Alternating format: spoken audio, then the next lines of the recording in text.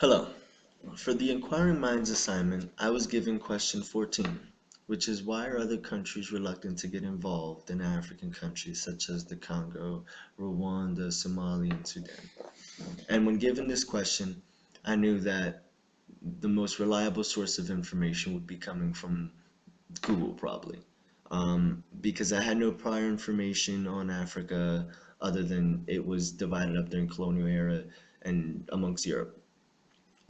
So I sought out to Google and I began my research. And little by little, I accumulated information that would give me kind of a factorial basis about what's going on. And the information that I collected was that all of these countries have been victims of civil war, meaning that the people inside these countries don't like what's going on. And they do something about it so drastic that people die. And for example, in the Congo, since 1998, 5.4 million people have died. I mean, in Sudan, after 2 decades of a brutal war, 2.4 million people died. In Rwanda, half a million people died in a genocide that took place in the late 90s. Somalia hasn't had an official government for over 20 years.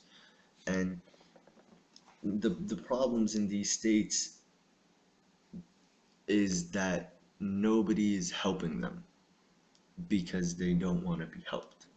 Honestly, that's what it's seeming like. Um, it's a battle for resources. All these places have resources, but the problem is the people that live there don't want it to be exploited. They don't want the land used for that. They want to live peacefully. And outside influence that has been around for over 300 years since colonial era has made it that these people can't even live together because everyone knows that in Africa there's hundreds of dialects maybe.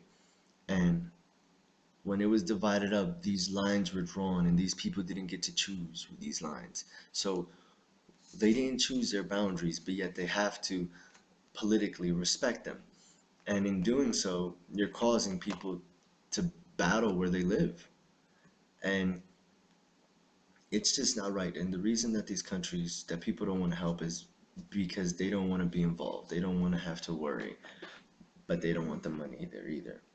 Um, when I continued my research, one of my friends referred me to this history professor. His name is Dr. Daniel An. He is part of the history department at Youngstown State. And little did I know before this that he's from Ethiopia. And he was able to give me the most realist answer I didn't even expect. I asked him this question: why is it that other countries are reluctant to get involved in African countries such as Rwanda, the Congo, Sudan, and in Somalia? And he was kind of baffled by my question because he explained to me that it's ironic because countries are involved. There are so many involved, there's so much involvement in Africa that it's just going unnoticed. People don't know what's going on. He went on to describe that if you go online and if you look up how much aid is sent to Africa, he's like, you really don't know where that's going. He's like, you know, but you don't know. The people in power, the people with money, the people in politics control what comes in and what goes out, mostly. He said when people go over there, overseas to Africa, newscasts and whatnot to interview, the locals are aware of what's going to happen. They're aware that an outsider is going to come in. They're aware of, what they need to say and so forth. So this professor was able to give me inside information, and I had no idea that I was going to be given this information at the beginning of my research. And it kind of changed my mind also in a way because I simply thought, it was